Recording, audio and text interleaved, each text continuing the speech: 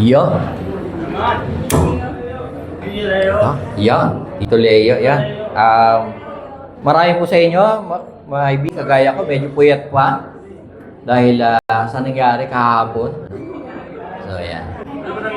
Nangyari kagabi. Yan, sobrang, encouraging, di ba? Congrats ulit sa Pamilya Mercurius. Ayan. Nadagdagan uli kami kasi nag-drafting na naman. Sa amin mapupunta sila Matthew. Yan. Awesome kasi yung mga members namin nag-counseling. So wala na, walang no choice. Sa amin sila mapupunta. Amen. Walang no choice. Yan, good morning. Yan. Welcome sa ating mga visitors. Welcome. Thank you for joining us. Yan, mga dyan sa likod. Ayan. And thank you for being with us. No?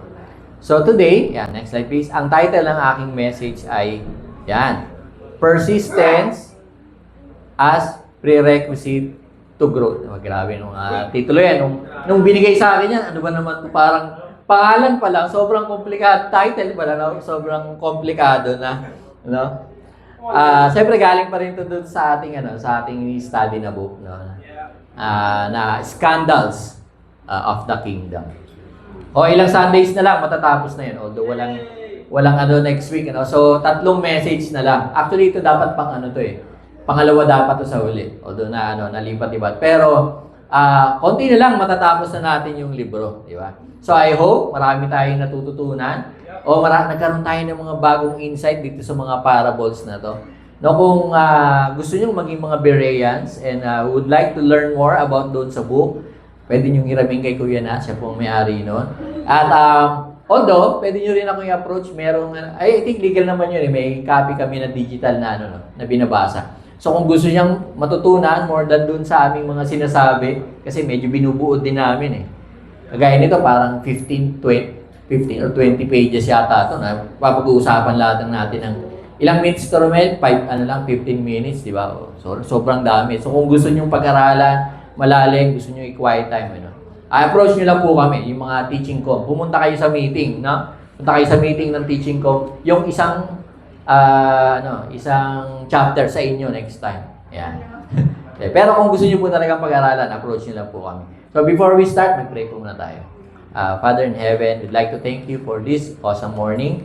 Mainit sa labas, pero dito, sarap umatin kasi naka-aircon. May electric fan. At makikita namin yung mga pogi at mga sharp naming mga kasama sa simbahan. Most of all, Panginoon, ay makakapag-worship kami sa iyo. Thank you for giving us this opportune time to come together and worship, Panginoon. And we'd like to thank you na meron naman kami mapakinggan mga salita mo ngayong umaga. Buksan mo lang ang aming puso, Panginoon. Tulungan mo kami maging persistent sa aming pananampalataya. At tulungan mo kami, Panginoon, na sa aming journey bilang mga disipulo mo. Maraming salamat, Panginoon. Be with us, and give us your spirit ngayong umaga. In Jesus' name we pray. Amen. Yan. So, umpisahan natin sa vocabulary. Next slide, please. So, ganito nung ako'y campus pa. May yung Bible kasi, siyempre, parang nire-recommend sa'yo NIV, English, di ba? Hindi naman tayo mga Gen Alpha na English agad ang alam, di ba? So, kailangan natin persistence. Ayan, sabi nga ni ni Steven, persistence, ang ibig sabihin niya, continuing to exist, occur, pangyayari, or hold on for a long time, often despite obstacles, interference, or desire for it to stop. It can describe a determined person who refuses to give up, or a continuous troublesome situation that lasts. So, kung gagamitin siya sa tao, next slide please, pwede nating sabihin kung positive sense, yung tao na yun ay goal-oriented, dedicated siya, resilient siya.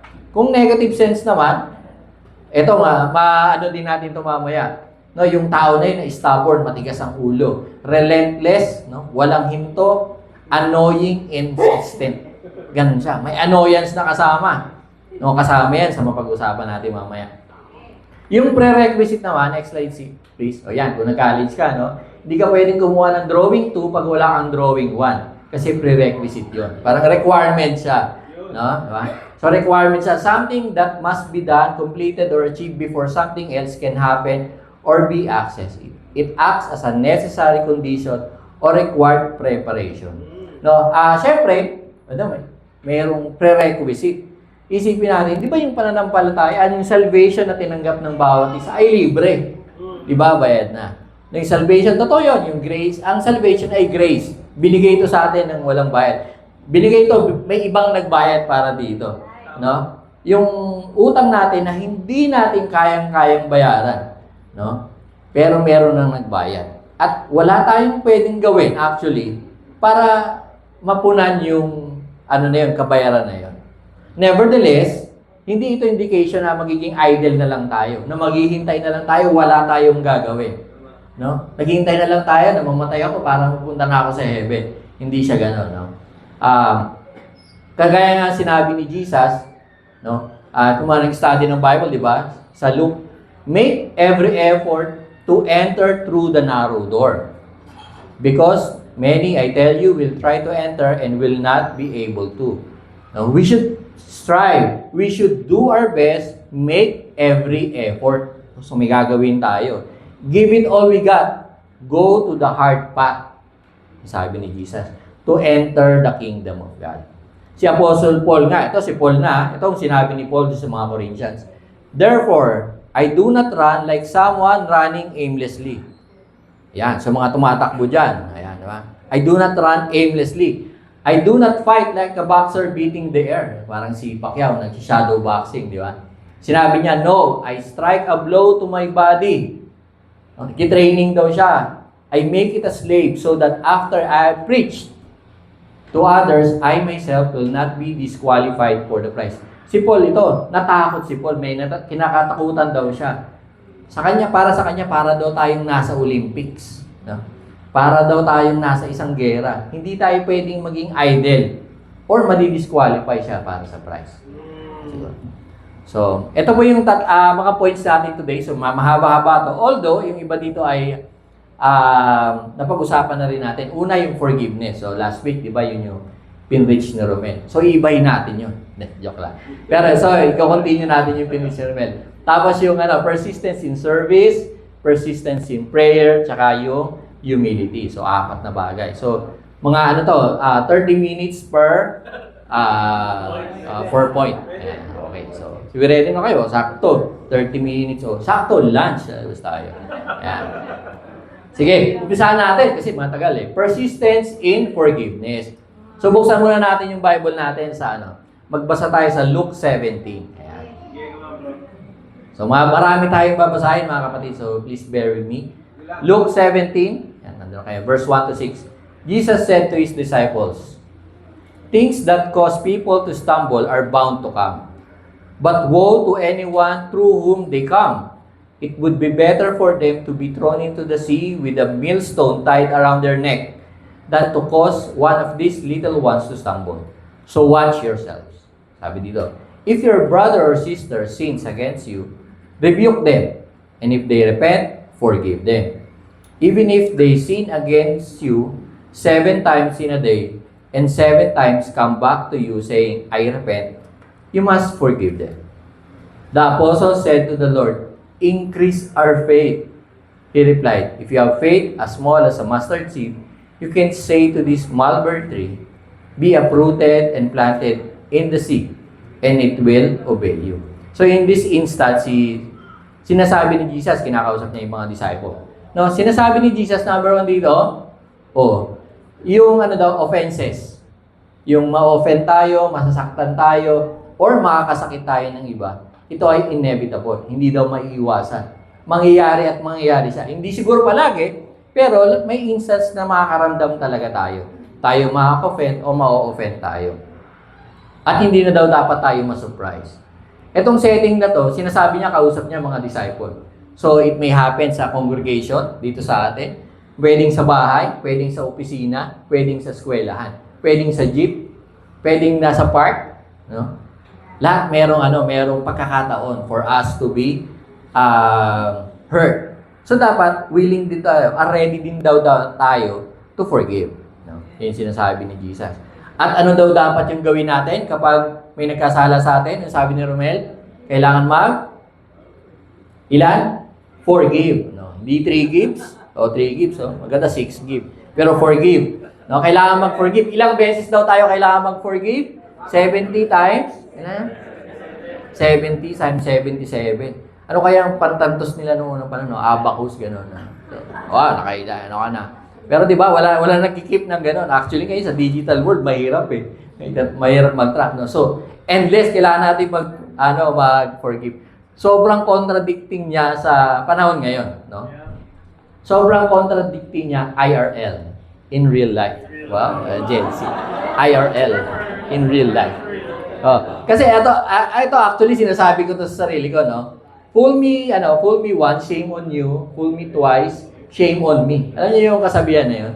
Parang pag hindi ako wala akong ginawa, parang kasalanan ko na yun.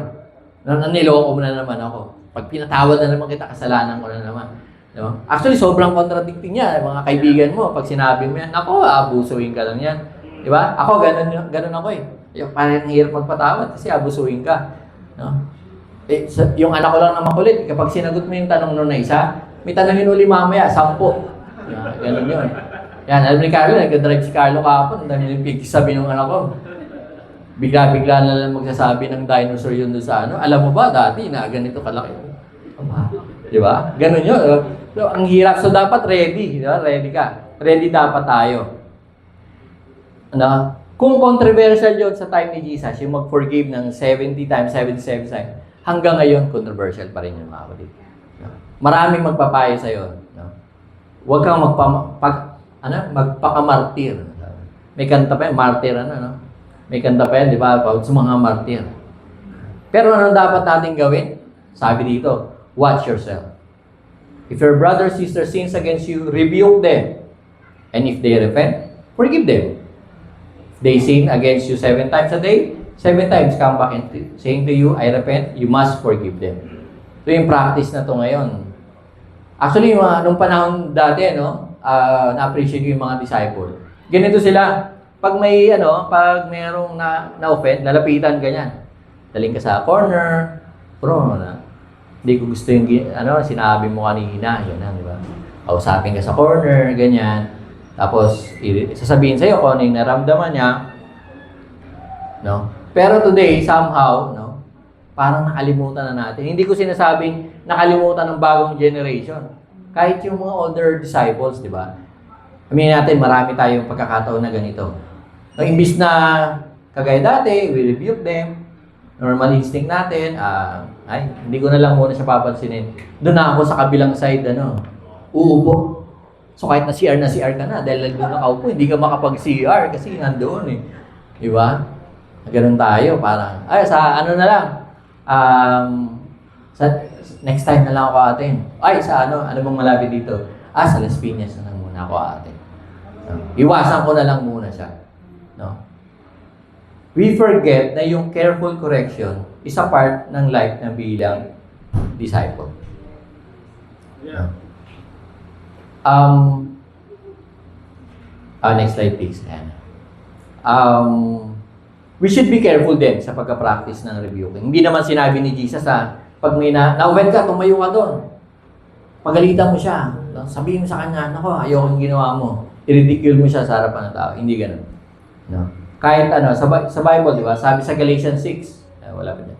Sa Galatians 6, sabi dito, 6:1, brothers and sisters, if someone is caught in sin, you who live by the Spirit should restore that person gently. So may word, may action word, sabi niya, gently daw dapat. No? Yung practice na to, it takes a lot of courage tsaka faith. Hirap maging gentle, no? Hirap maging gentle. Kaya nga sabi ng mga disciple, marinig mo lang sila, increase our faith. No? Kailangan talaga ng pananampalataya. No? We should forgive, no? Sabi ni Jesus. No? If that person, no matter how or he or she ask for forgiveness, sabi ni Jesus, do not hold back. Forgive. Should forgive that person. If it happens again, tapos nag-sorry uli sa'yo, anong gagawin? Forgive na naman. No? Be relentless sa inyong pagpapatawad. No? Huwag kayong mag-cease. Stand firm. Mag-forgive tayo. Even if if you question yung sincerity ng kanyang pag-apologize, Kasi may ganun tayo, parang hindi naman sincere. Narinig ko na yan kanina. Narinig ko na yan kahapon. Pero ang sabi ni Jesus, we should forgive. Even if that person sins 7 times in a day, paano kaya yan, 7 times in a day?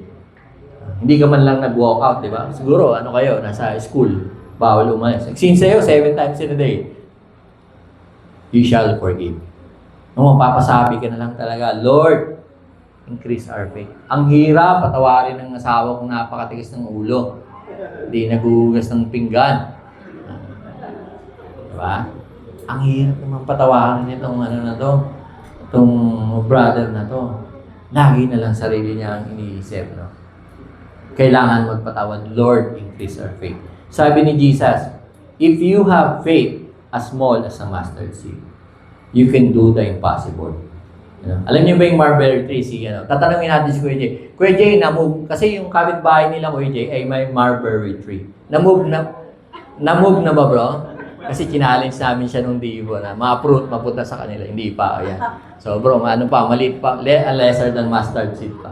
No? Pero ganun, di ba? Pag iniisip natin, parang kailangan mong gumawa ng isang napakalaking mirakulo para magkaroon ng mustard seed. Pero ito isang kayang gawin ng pananampalataya. Magpatawad. Mahirap magpatawad 7 times. Ang kailangan mo, pananampalataya. Okay. Sa ating pangalawang point, hindi maabot ng 30 minutes. Haba natin yung susunod. Yan. Persistence in service. Yan. Persistence naman sa sisilbi. Nung last night, pinabasa ko to kay Lia. Yung message ko. Usually, grammar ang chinecheck noon. Tapos maganda yun kung may mga asawa kayo, ganyan. Actually, mga kapatid, may asawa kayo, gumagawa kayo ng message, papabasa nyo lagi yung message nyo sa kanila. No? Kasi, itong mga asawa natin, iniintindi nila tayo. Pag hindi nila naintindihan yung message, hindi talaga maintindihan ng ibang tao. Kasi ito na sa akin, iniintindi tayo, sobrang pagkakaano natin. Oo. Kaya papabasa nyo po, sila ang inyong, tawag nito, editor-in-chief. Ayan. Ito yung second point natin. Kukuntinue lang natin yung sa Luke 17. Ayan. Ang sabi diyan? Suppose one of you, suppose one of you as a servant, plowing or looking after the sheep. Ulitin. Will he say to the servant when he comes in from the field, come along now and sit down to eat? Ayain niya bang kumain? Hindi. Won't he rather say, prepare my supper, get yourself ready, and wait for me while I eat and drink. After that, you can eat. Ayan. Wala. After that, you can eat. Will he thank the servant because he did what he was told to do? Tatanong niya, papasalamatan ba? Hindi nila sanagot. Pero implied yun, no, hindi papasalamatan.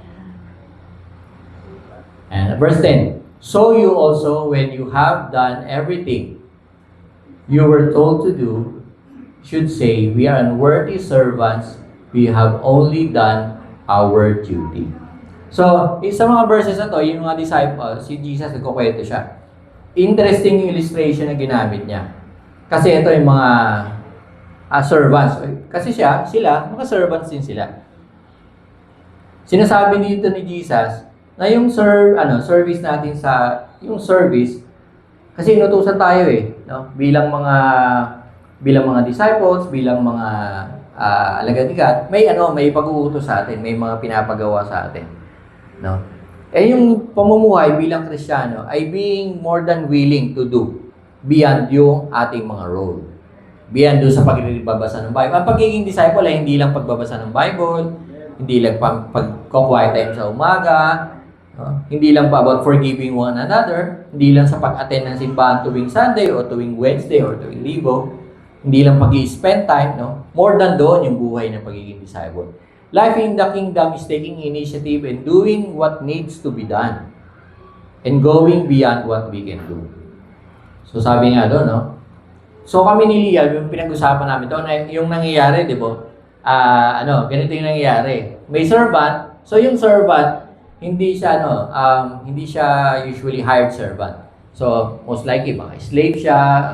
So, ano siya ng master. So, yung servant, nagtrabaho sa labas. Trabaho sa field. Tapos, nung pag-uwi, sabi, papakainin ba siya? Hindi. Hindi muna siya papakainin. Sasabihan niya muna, sige, maligo ka muna. Tapos, i-prepare mo yung pagkain ko. Kakain ako dyan. Tayin mo ako, pagsilbihan mo ako. Pagtapos na ako, sige, kumain ka na. Tapos sabi dito, mag-thank you ba yung master? Hindi implied. Pero alam nila na hindi na kailangan mag-thank you ng master. Kasi ginawa lang naman niya kung ano yung trabaho ng isang servant. So yun yung sinasabi niya. Actually, yung pinag-usapan namin ito ni Lia, nung una nagulat siya, ano gagawin mo? Papasalamat ka? Hindi daw. Ay siyempre magpapasalamat ka kasi pinagsilbihan ka. Tapos nung pinabasa ko sa kanya, dito, hindi nagpapasalamat. Pero kasi cultural nga siya. So, I mean natin, hindi siya katulong. Hindi siya hard, hindi siya 9 to 6 na trabaho. No? So, parang tayo, kung titignan natin siguro sa mas controversial pa actually kapag pinasalamatan siya. Sabihin na impress yung master sa ginawa niya. No? Kung titignan natin sa contemporary view, kung sa panahon natin, di ba? Sino dito pag kumakain sa restaurant, nagti-thank you sa waiter? Yan, di ba? Nagti-thank you tayo. Sabi may nagsabi sa office mate daw nila, dapat di ka nag-thank you kasi trabaho naman nila. Tama naman, di ba? Di ka naman nag-thank you. Dun sa mga subordinate natin sa trabaho, usually, hindi naman tayo nag-thank you kapag napapasa nila yung mga pinapagawa natin, di ba? Kasi trabaho nila yun eh. Pero, nag-thank you tayo. Marami sa atin, di ba? O sabi na, nag-thank you tayo. Iba, nag-thank you kasi natatakot sila, baka mishandle yung pagkain. Diba? Yeah. O, kailangan. Sabi yung kay Lia, kailangan mabait ka lagi sa waiter, baka mishandle nila yung pagkain mo, hindi mo alam mo nangyayari, di ba?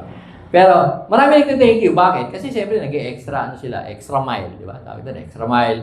Nakangiti sila sa'yo. Wala naman doon sa kontrata nila, dapat nakangiti sila palagi. Pero humingiti sila sa'yo, kind sila sa'yo, proactive sila sa mga pangangailangan mo, kahit ang dami mong hiningi, binibigay nila. Di ba? Dapat daw, gano'n. Ito din dapat yung mindset natin sa kingdom ni God. No? We're only doing what we're supposed to do.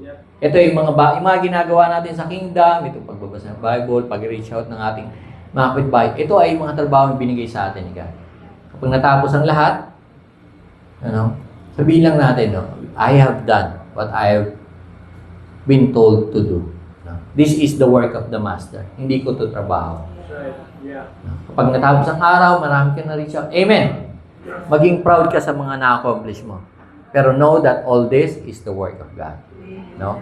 Alam ko, ang gagawin natin, number 1, extra mile. Bigay natin yung puso natin.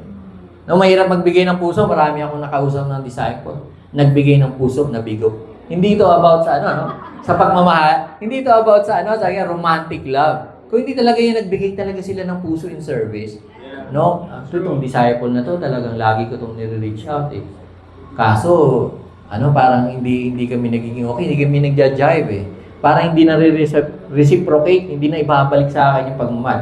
Nakaka-frustrate. Pero alam niyo yung mga disciple na yun, nandito pa rin siya. Continuous pa rin siya magbibigay ng puso. Ganun dapat ang puso natin. Proactive tayo dapat. Seek for something to do sa kaharian ng Diyos. No, kami sa CM, ma-promote ko lang, kailangan po namin ng maraming workers sa CM, pati po sa teens ministry, So kung kayo po ay may anak, may pamangkin, matin kayo sa Sunday, may puso para sa mga bata, may puso sa pagtulong. Kahit nga magaling lang kayong magluto para naman hindi laging yung pagkain ng mga bata, laging nakapak na tawag dito, mga biskuit para masarap naman, di ba? Para makakain naman yung teacher, yung mga bata na masarap, di ba? Yan. Hindi mo kailangan Actually, hindi lang naman kailangan sa simba. Kasama na yun talaga. Perks yun, perks. Yun pala, perks. May snack kayo. Kung minsan may bisita pa yung mga dating CM sa amin, humingi ng snack, wala na. Gusto ng teacher. Sorry. So sa simbahan, dapat proactive tayo sa pag-service. Hanapin natin yung mga pwede nating itulong. Hindi lang yung dito sa simbahan, pwede din sa labas. Ano kayang magagawa ko sa labas ng simbahan para maisulong ang kaharian ng Diyos? Sa aking pamilya, anong pwede kong gawin sa aking kapitbahay? Alam niyo, ngitian niyo lang yung kapitbahay niyo, maganda ng bagay. Eventually, mag-open up sa inyo, pwede niyo makausap. Diba? Yung mga kapatid niyo, yung mga asawa na gusto niyo i-reach out. Mag-extra mile ka talaga sa asawa mo. Talagang hindi mo siya iinisin ng 3 araw. Para Sunday, talagang soft yung heart niya. Kasama siya sa church. Ayan. Ayan, kung yung story namin, di ba, yung usapan namin ni Leah, attend lang ako ng church, hindi niya ako aawayin ng 3 araw. So, pag umating ka ng Sunday, ngayon, umatin na rin kami ng Vivo, plus 3 days na yun. Isang araw na lang niya ako pwedeng awayin, di ba? Yun, ganyan ang nangyari sa amin. So, effective yun, no? So, ano yung isipin na yung mga bagay? No? Normal, ano kasi natin, no? Ay, dito lang. Ano ba yung pwede kong gawin dito? Marami tayo pwedeng gawin, even sa ladabas, para may, ma-advance ang kingdom ni God. No? Life in the kingdom of God talaga ay puno ng mga dapat nating gawin. No? We should be able to ask ourselves, ano ang pwede kong gawin? What does God want me to do? Then, do it. Now, bilang servants ni God, next slide please. Those servants, kinausap sila bilang servants. No? Kapag inopen natin yung sarili natin sa work ni God, sa service, sa people ni God, mag-grow tayo sa ating relationship sa Kanya. So, kailangan natin patuloy-tuloy kahit may marami tayong challenges sa pag-serve. Mga tao hindi nakikinig. Mga tao hindi nagre-respond sa labas ng simbahan. No? We should be persistent. Huwag tayong titigil. No? Kasi God is calling us to be His co-workers and friends. Sabi nga dun sa kanta kanina, di ba? I am afraid of God. Diba? Friend ba yun? Friend. I am a friend of God. Ang tawag sa kanya, friend. He calls me friend. May may nickname sa kanya si God. Friend ang tawag sa kanya. So, ganun. Friend na daw tayo ni God, no? Actually, sabi dito, di ba? I no longer call you servants. Pinopromote ko na kayo, sabi ni Jesus. I do not call you servants because the servant doesn't know his master's business. Inuutusan lang siya. Gagawin lang niya yung mga gusto niya. Pero I called you friend. Instead, I have called you friends, for everything that I have learned from my Father, I have made known to you. Part ka na ng business, part ka na ng family. Hindi ka na servant. Kung ginagawa mo yung work ni God, hindi ka na servant. Isa ka ng family member. So, kailangan nating magpursige kasi co-workers tayo, business partners tayo ni God. Ano yung business ni God? Salvation. Pagliligtas ng buhay, ang miracles na pagbabago ng buhay. Yun yung business ni God. At magiging partners tayo doon if we work with Him. As faithful servants, we become partners to God's plan of salvation. If we want spiritual growth, we need to grow in our service of God. No? And sa Kanyang kingdom. If no one tells you what to do, gagawa ka pa rin.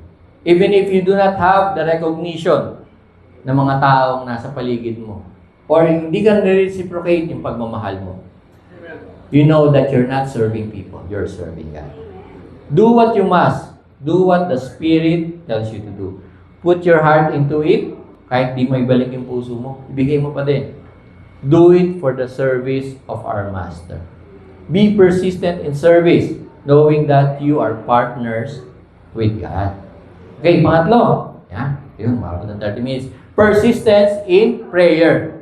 Okay, una sa pag-forgive, hindi ka titigil. Hindi ka pagtitigil sa pagsisilbi. Huwag kang tumigil sa panalangin. One of the best example ng pagiging persistence ay nandito sa ating next parable. So, i-flip niyo yung next page. Ayan, next slide sa Luke 18. So, sa Luke 18 verse 1. Okay. Nandun na kayo, sabi dito. Then Jesus told His disciples a parable to show them that they should always pray and not give up. So, specific, ito ay para sa prayer at hindi pag-give up. Okay. He said, in a certain town, there was a judge who neither feared God nor cared what people thought. And there was a widow in that town who kept coming to him with the plea, grant me justice against my adversary. For some time, he refused, yung judge. Ayaw niya. But finally, he said to himself, even though I do not fear God or care what people think, yet because this widow keeps bothering me, I will see that she gets justice so that she won't eventually come and attack me. Ako pa siya, no? And the Lord said, listen to what the unjust judge says. And will not God bring about justice for His chosen ones who cry out to Him day and night? Will He keep putting them off? I tell you, He will see that they get justice and quickly. So yung ibig sabihin ng not lose heart, siyempre, not give up. tayong mawala ng pag-asa, huwag tayong magsusuko. At ganun nga yung ginawa ng Jesus. Kumbaga doon sa sa tawag nito, sa description kanina ng persistence, siya yung makulit. Siya yung balik ng balik. Pila ng pila. Ano ba to eh? Di ba? Isipin mo, nag-hold siguro ng court yung na yun, yung leader na yun. Siya na naman, dito ka na naman. Hindi ka ba nauubusan? No? Yan, ikaw na. Tapos, yan parehas ang nasabihin, narinig ko na yung kahapon eh. Wala na nga akong ginawa dyan, ulit ka na naman. No? Yung judge, dinescribe siya as kasi ang judge, leader siya, di ba? So hindi siya yung judge na, although part ng role niya yung pag-uusga ng mga dispute cases, pero as leader din siya, no? Yung judge, he doesn't care about God. Sinabi niya, di ba? Sinabi niya, I don't fear God. Wala din akong pakialam kung ano sabihin ng mga tao, no? Para siyang more on gangster leader, ganun. Parang mafia siguro siya or something. Basta wala siyang pakialam sa isipin ng ibang tao, ito gagawin ko. No? Yung widow naman, sa time ni Jesus, sila yung pinakakawawang tao. No? Kasi wala silang, lalo na kung wala silang mga anak na lalaki, di ba? Pag ikaw ay isang widow na wala kang asawa, madali kang ma-abuse kasi walang magpaprotect sa'yo. No, actually, wala silang mababa yung rights nila. Meron sila syempre inaalagaan sila mga tao, pero mababa yung rights nila dahil walang nagpo-protect sa kanila. Kaya kailangan niya lumapit sa judge para pagbigyan siya ng justice, para ipaglaban siya, para gawin yung dapat gagawin siguro ng asawa niya. No? So, nasa magkaibang end sila ng spectrum. Yung isa, yung leader, yung malakas.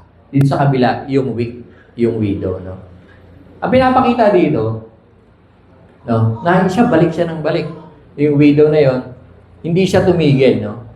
Siguro dun sa isip ng judge, bakit ko naman siya tutulungan? Ano namang may hita ko dyan?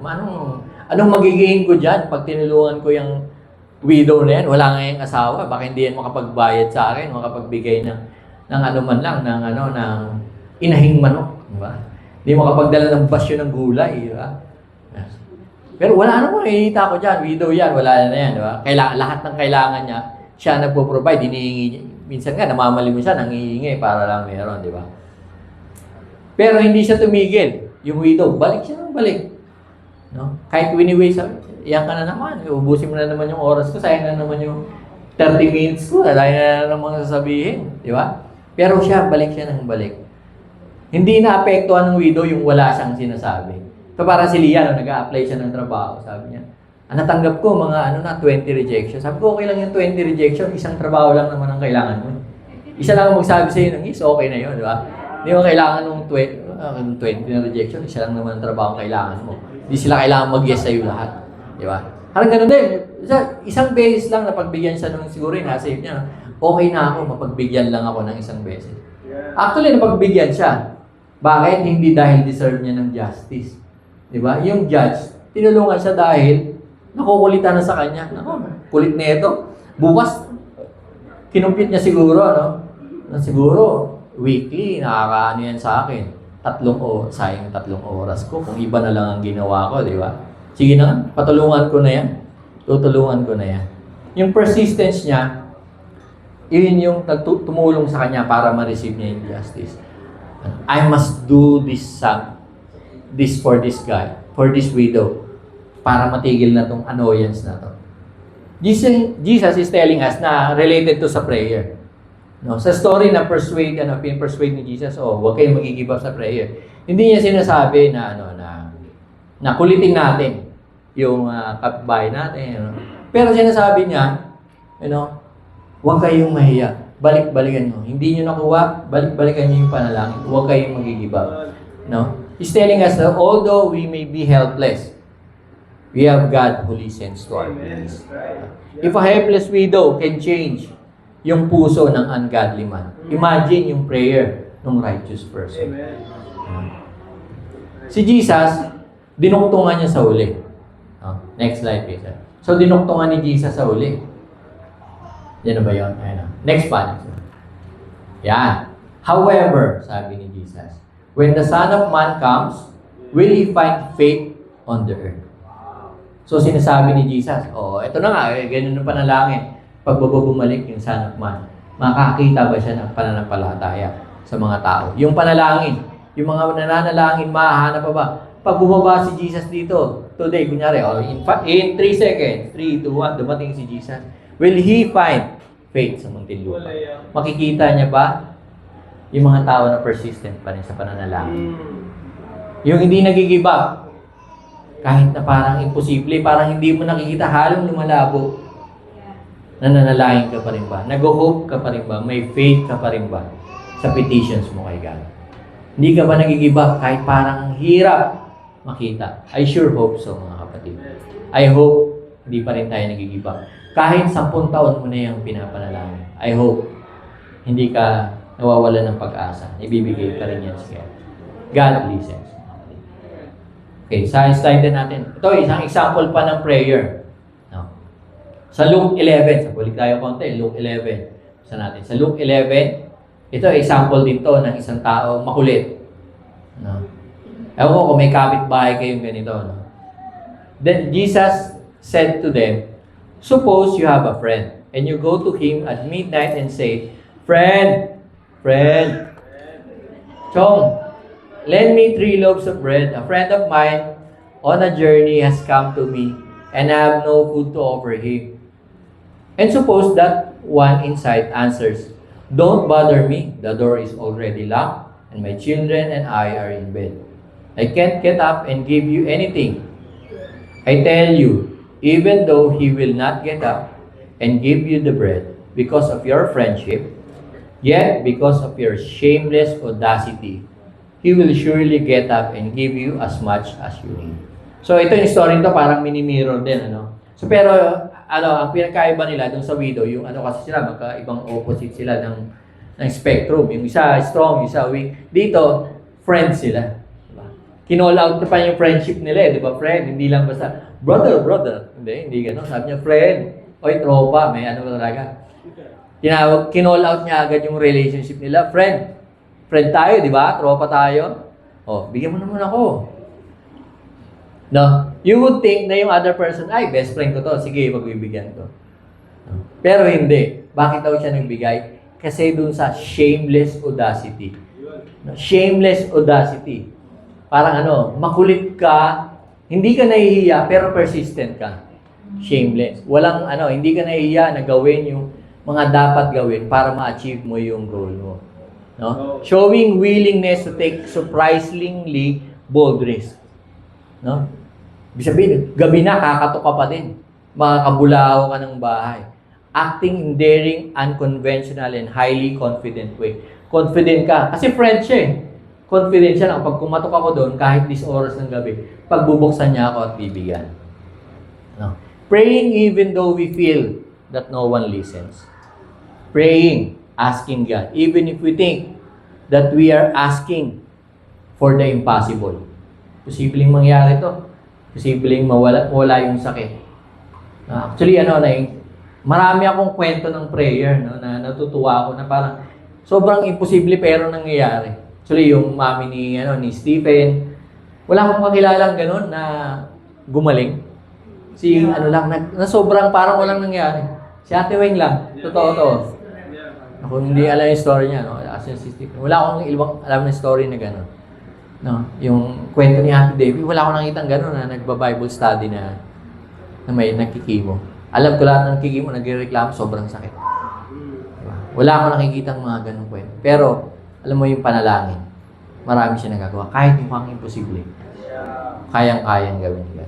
Not giving up on prayer if the answer is always no, or maybe, or later. Takes months or years para matupad. Never cease on praying. Okay, titigil pa na lang. Having faith that God gives to those who ask. Be shameless sa paghihingi natin. No? Si God, kaya niyang gawin lahat ng imposible. Ask for the Spirit. Sabi nga dito, continue natin sa verse 9 lang. Next slide, please. I say to you, ask and it will be given to you. Seek and you will find. Knock and the door will be opened for you. For everyone who asks, receive. The one who seeks, finds. The one who knocks, the door will be opened. Which of your fathers, if your son asks for a fish, will give him a snake instead? Or if he asks for an egg, will give him a scorpion. If you then, though you are evil, know how to give good gifts to your children, how much more will your Father in heaven give the Holy Spirit to those who ask Him? Ang prayer ay doing business with God. You're asking God for something, hindi lang yun Hindi lang yun ang prayer. Ang prayer ay more than just asking ng isang bagay kagad. Ito ay more than exercise ng self-talk, di ba? Actually, pero meron ganun siyang effect, di ba? Pag pray mo, parang magang yung pakiramdam mo. Pero it's more than that. Ang prayer ay isang business deal with God. You're opening up your heart kay God. And you're listening for His answer. When we pray, we recognize na when we ask for the Holy Spirit, we recognize yung presence ni God. And we recognize na kailangan natin siya. When we pray for something, we don't just ask God for something. We're asking God to change us. No? What do I mean by that? Di ba, pag nag-pray tayo, God, sana ma-reach out ko yung asawa ko. Pero ang ginagawa ni God, binabago niya yung buhay natin para ma-encourage yung asawa natin. God, kailangan, bigyan mo naman sobrang lagi akong mainitin ng ulo. Gawin mo naman akong patient. Bibigyan ka ba ng patience ni God? Hindi, bibigyan ka ni God ng opportunities to be patient. Cha-challenge ka pa ni God. Ito na siguro yun. Kailangan ko maging patient. Nako, sabi ko, bigyan ako ng patience. Ito na naman. Nakita ko na naman to. Itong makulit na to. Ito na naman. Diba? Diyan na naman siya. Nagsalita na naman. Diba? Nakainis ka talaga. Diba? Pero ganoon si God binibigyan niya tayo ng opportunities. Hindi lang basta ibibigay sa'yo ng silver platter. God can always do that. No? Pero, bibigyan ka ng opportunity to learn. To learn from your prayer. Binibigyan ka niya ng opportunity to be part of that change na pinapanalangin mo. So when we pray, we should also be open and ready to do God's work. Okay, next slide please. Ayan. Na tayo, last point natin. Persistence in humility. Yung prayer and humility, connected siya. No? Connected siya. Kasi, mahirap humingi kung hindi tayo humble. Kasi humingi ka di ba? Pag hindi ka humble, nagde-demand ka. Di ba? Pero pag i-pray tayo, connected talaga siya sa humility. Yung pride, enemy siya ng prayer. While yung humility, it teaches us dependence kay God. When we are not praying, ito, aminado na ako mga kapatid, sin ko ito, no? Marami akong problema, hindi ko pinagpipray. Kasi, paminsan parang overconfident. Kaya ko, kunyari, trabaho. Kaya ko to. Ang dali-dali mag-Excel o plus lang naman yung Excel na yan. Kakopy mo lang naman yan sa diba, nakinig sa akin. Amen. Amen sa mahirap, diba? When we do not pray, we say to God, I can do this. Bakit ko pa abalahin si God? I can handle this. God doesn't have to be involved. Lack of humility is giving no space for God to work with us. Parang pinuputol natin yung business natin with God pag hindi tayo humble sa ating panalangin. So buksan natin yung Bible natin, example ng prayer. Sa Luke chapter 18 ulit. Sa Luke 18, verse 9 to 14. Ayan na kayo. To some who were confident of their own righteousness and looked down on everyone else, Jesus told this parable. So, dinirect talaga ito. Itong parable na ito ay direct. Now, sometimes we're unaware na wala pala tayong humility. Paminsan naman, may mga listeners ni Jesus na talagang para sa kanila to kasi itong mga self-righteous or measured yung righteousness nila. So ito, kinuwento ni Jesus. 2 men went up to the temple and prayed. One a Pharisee and the other a tax collector. The Pharisee stood by himself and prayed, God, I thank you that I am not like the other people, robbers, evildoers, adulterers, or even like that tax collector. I fast twice a week and give a tenth of all I get. But the tax collector stood at a distance. He would not even look up to the heaven, but beat his breast and said, God, have mercy on me, a sinner. Yung mga tax collector, bakit sila hated? Despised sila kasi employee sila ng Roman Empire. So, sinakop sila, ng mga Roman Empire, tapos yung mga kababayan nila naniningil ng tax, yung tax hindi napupunta sa kanila, napupunta sa Rome. So kalaban sila, mga ano sila, mga traitor. Traitor ka, yung mga tax collector, kaya dinidespise nila. Kaya ayaw nila. So pag ano yan sa mga stories kung bakit tax collector yung ayaw ng mga tao, iniwasan nila. Kasi kalaban sila. No? They work for the enemy. Di ba? Yung mga Pharisee naman, sila yung mga nagbabasa ng law. No, they take pride of themselves. Kasi pina-follow naman talaga nila. Kung meron silang mga barrier pa dun sa law para lang hindi nila magawa o ma-violate yung unang law. Meron silang mga barrier na ginagawa. No? Very righteous sila at obedient. Babasa sila ng Bible. No? And ginagawa nila. Pareha sila nananalangin. Yung Pharisee, nanalangin siya, trusting in his own righteousness. Kasi na-measure naman niya, ito yung mga hindi ko ginagawa. No? Buti na lang, hindi ko ito ginagawa. Kaya parang, God, pakinggan mo ako kasi sinusunod kita hindi ko ito ginagawa, hindi ko yung ginagawa, hindi ako gaya ng iba, hindi ako kagaya nun. Ginagawa ko ito lahat, God. Nag-i-stand siya dun sa righteousness na meron siya. Trusting na yung ginagawa niya, ito yung mag-move ng heart ni God. Kasi parang binabayaran niya. Ginawa ko to, bigay mo to sa akin. Hear my prayer. Yung tax collector naman, wala siyang any qualification. Yun yung sinabi niya kay God. Nag-ask lang siya ng mercy. At sino? Yung nakatanggap sa kanila. Yun yung controversial dito. Kasi para sa kanila, syempre para siyang pakikinggan. Kasi siya yung gumagawa ng tama. Di ba? Kasi may laws, ang dami nilang law. Yun nga yun. Kalaban pa ng bansa. Pero, sabi ni Jesus, I tell you that this man, rather than the other, went home justified before God. For all those who exalt themselves will be humbled, and those who humble themselves will be exalted. Controversial siya kasi yung sinful tax collector ay nabigyan ng favor kumpara doon sa gumagawa ng tama. Yung righteousness natin will never stand sa harapan ni God. We can never bargain. Time out. Ayan. May timer na pala. Ayan. We can never stand yung ating mga ginagawa. Mga accomplishment natin will not stand sa harapan ni God. Ayan. Ayan. Ayan. Naubos na yata yung load ng mic. Ayan. Ayan. So, ano ba yung humility na hinahanap ni God? Tingnan natin kung ano yung humility na hinahanap ni God.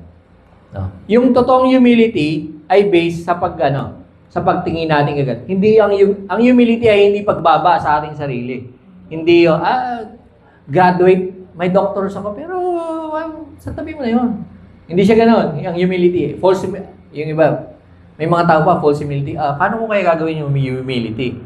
Mas magaling naman talaga ako sa kanya. Sabihin ko na lang sa kanya, hindi, ikaw na kasi mas magaling ka naman. Hindi yun yung humility na hinahanap ni God. No? Ano ba yung humility na hinahanap ni God? Ito yung hindi pagbababa sa ibang tao para lang iangat yung sarili mo. No? Ito pa, sinabi din dito sa Philippians 2:3, ano ba yan? Sabi dito, do nothing out of selfish ambition or vain conceit. Rather, in humility, value others above yourself. Value others better than yourself. Paano ba yun? Paano mo bibigyan ng value yung ibang tao na mas mataas sa'yo? Kung sa tingin mo, hindi naman talaga siya mataas sa'yo. Di ba? Yung Pharisee at tax collector, paano niya makikita na yung value ng tao nito ay better sa akin? Paano maging humility? Sa atin ngayon, paano natin makikita yung humility? Paano natin i-apply? By seeing Jesus on that other person. Alam niyo mga kapatid, may iba-iba tayong istorya. Kung nakikita natin kung ano yung binago ni Jesus sa bawat isa, makikita natin na marami siyang ginawa para kay God. Kung makikita lang natin yung mga bagay na pwede pang gawin ni God sa buhay ng tao na to, ma-humble down tayo at makikita natin si Jesus sa ibang tao. By seeing the potential rather than yung pagkukulang. Ano ba yung humility na hinahanap ni God? Tignan natin. Ito pa, isang example ng humility. Sa Luke 18 pa rin, sa verse 15 to 17. So, kasunod lang doon kanina. So, nagkukwentuhan sila. Yung people were also bringing babies. Ayan, baby. So, ilapit dito yan, sisuli. Yan. Yan. People were bringing babies to Jesus for Him to place His hands on them. Then the disciples saw this, they rebuked them. But Jesus called the children to Him and said, "Let the little children come to me, and do not hinder them, for the kingdom of God belongs to such as this. Truly, I tell you, anyone who will not receive the kingdom of God like a little child will never enter it." The kind of humility that God seeks is that of a child. No? Yung bata, ano ba yung mga hindi kayang gawin ng bata bukod sa hindi niya kayang magsalita at maglakad at magkamot ng likod? No? Ano ba yung mga hindi kayang gawin ng bata? Bata, hindi kayang magtanim ng galit. Hindi na ako iiyak, hindi mo naman pala ako pinapansin. Hindi ganun yung bata. Hindi sila nagtatanim ng galit, no? No, tayo, yung mga bata medyo malalaki na, di ba? Hindi na kita bate, Daddy, I hate you. I don't love you anymore. Pero mamaya tatabi pa yan sa'yo sa pagtulog. Di ba? Yayakap pa yan sa'yo uli. Di ba? Ganun yung mga bata. Hindi sila na magtanim ng galit. A child, a great example ng persistence. Paano natututong maglakad ng bata? May nakita na ba kayo na bata na 11 months, nung nadapa, hindi na naglakad? Wala. Ang bata kahit madapa na madapa, maglalakad. Matututong maglakad. Natututo sila. Kahit nadadapa sila. May narinig ba kayong bata, pinanood ng Cocomelon, nagsalita agad? Wala.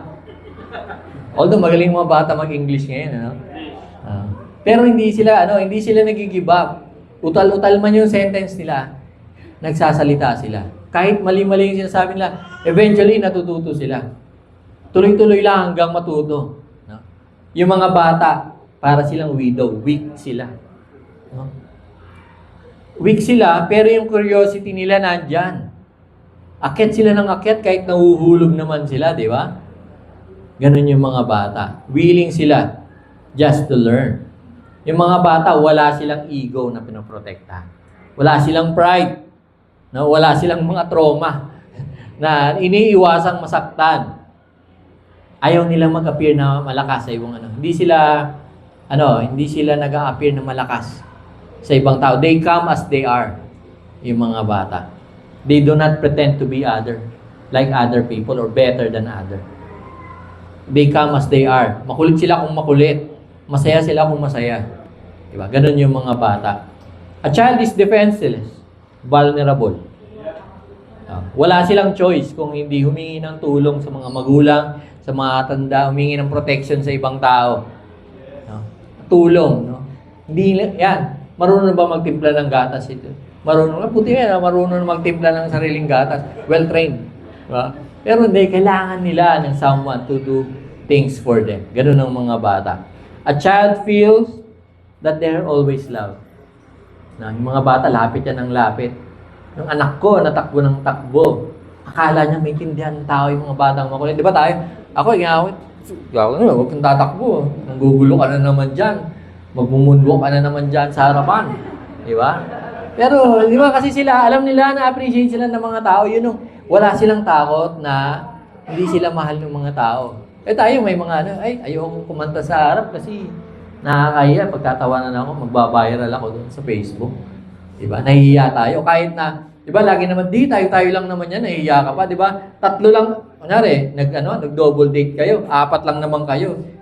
Kakanta kayo sa video, okay, nahihiya pa kayo. Yung isa doon, isawa mo na. Diba? Mahihiya ka pang kumanta. Diba? Ganun tayo, kasi mahihiya tayo. Sila, they always feel love. Kahit, hindi lang, kanta sila, sige. Ganun sila. Ganun yung mga bata, they always feel love. Ito yung, hinahanap ni God na kind ng humility sa bawat isa. Someone na vulnerable, someone na willing to be loved. Someone na walang pinoprotektahang ego. Can you see Jesus sa mata ng mga kapatid mo? No? Can you still see Jesus sa kapatid mo, sa asawa mo? No? Nakikita mo pa ba si Jesus?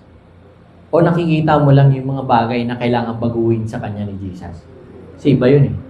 Nakikita mo si Jesus dun sa isa, tsaka nakikita ba, dapat ito, ibahin niya to eh. Yun lang ba nakikita mo sa asawa mo? Ganyan tayo madalas. Ganyan din ako madalas. Can you let go of your pride and be like a child? Are you still willing to learn? Willing to be vulnerable and open up your heart and seek guidance? Or wala, kaya ko na to. Matanda na ako. Tanggapin nyo na kung sino ako. Di na ako mababago. Wala na akong kailangang baguhin. Kayo na lang mag-accept sa akin. Ganun pa rin ba tayo? Mahirap maging humble sa mundo na nagsisik ng value. No? Kailangan ganito ka. Mahirap maging humble sa mundo na umaabuso ng mga vulnerable tsaka ng mga weak. Mahirap maging humble sa mundo na yung self-worth ay name-measure ng achievements. Pero never give up, mga kapatid. Be persistent sa pagiging humble. Remember na si God yung nag-e-exalt ng mga humble. In closing, mga kapatid, in closing, growth in the kingdom of God requires persistence. Patuloy-tuloy lang kahit maraming setbacks. It requires work and training. Hindi pwedeng maging idle. It doesn't just come along with age. Hindi porket matanda ka na sa kingdom, ay ma-acquire mo na to. Walang auto-leveling. No? Lahat ito kailangan mong pagtrabuhuan. Kailangan may XP. It requires practice and increased faith. Persistence in forgiveness. Remember, inevitable na ma-offend tayo. Be ready to forgive on every turn. Be gentle sa pagkokorek, pagre-rebuke sa bawat isa. Be persistent in service. We are but servants, doing what the Master has said to do. Serve with your heart. Become God's partner in salvation. Be persistent in prayer. Do not lose heart. Kahit gaano yung katagal. God gladly gives to those who ask. Be persistent in humility. God exalts the humbles and humbles the proud, and God seeks the heart of a child in us. Be open, be vulnerable, put your dependence on God. In closing, mga kapatid, mayroon mga challenges. Ito mahirap kasi challenge, dapat talaga mahirap. Itong pinakamahirap yung number 1. Yan, think of a brother or sister na nakasakit sa'yo, na-offend ka, malaki man niya, maliit, lately man niya, sa past. Unang mong gagawin, pray for that person. Naisip mo na. Pangalawa, magpag-pray mo yung tao na yun. Pag-pray mo yung sarili mo to give you, God give you courage, tsaka gentleness. No? Let that person know. Sabihin mo sa kanya, or sabihin mo sa kanya, gently, yung naramdaman mo. Or kung may mag-approach man sa'yo, kung ano man yung naka-offend, no? Huwag mo siyang invalidate. Mga kapatid, yung hurt, iba kasi siya sa, yung tawag nito, nag-violate ng isang bagay. Kasi yung hurt, nararamdaman siya, yung violation, meron kang word for word na sinusunod. Yung offense ay talagang nararamdaman, totoo. Totoong-totoo siya, yung nararamdaman ng mga tao. Take time to listen and ask for forgiveness. Ang goal yung dalawa ay magkaroon ng forgiveness. Second challenge, ask yourself ngayon, ano ba yung pwede kong gawin para sa kingdom ni God? Sa ministry ako pwede mag-contribute, or anong pwede kong gawin sa bahay namin para ma-impress naman yung nanay ko at umattend ng church? Ano ba yung pwede kong gawin sa school para makita ng mga classmate ko na si God yung kailangan nila? Anong pwede kong gawin sa work para makita ng mga office mate ko na yung hinahanap nilang pangangailangan ay na kay God? Pray for faith, wisdom, and just do it. On key. Take time to pray consistently. Make a list of people. Mamaya sa group nyo, may kayo ng prayer list kung saan nyo man nililista yan, kung meron kayo sa papel, on school, or kung sa mga notepad nyo, no? Kung saan nyo man sulat yung notes nyo, take note nyo.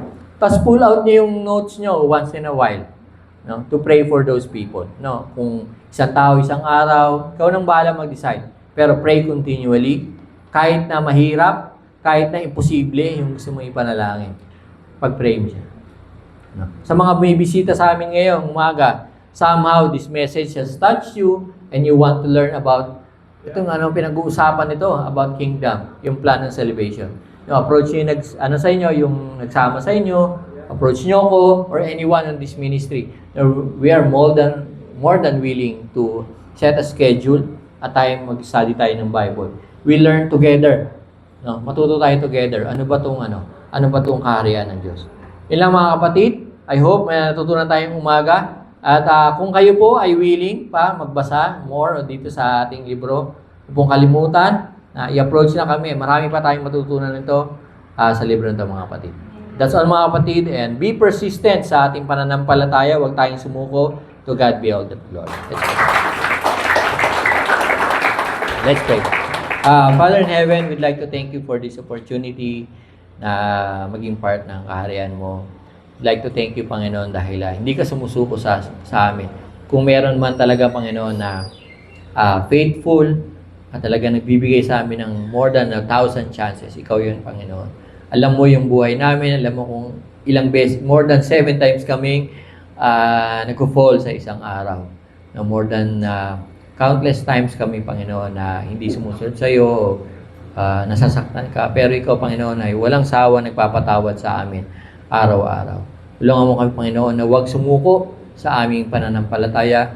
Panalangin namin, Panginoon, pag bumaba ka dito, makita mo yung aming puso, na kami yung mga tao na pinaglalaban, Panginoon, yung tama, pinaglalaban, Panginoon, yung aming relasyon sa inyo. Thank you so much, Lord. Guide us as we go home and for the rest of our week. In Jesus' name we pray. Amen.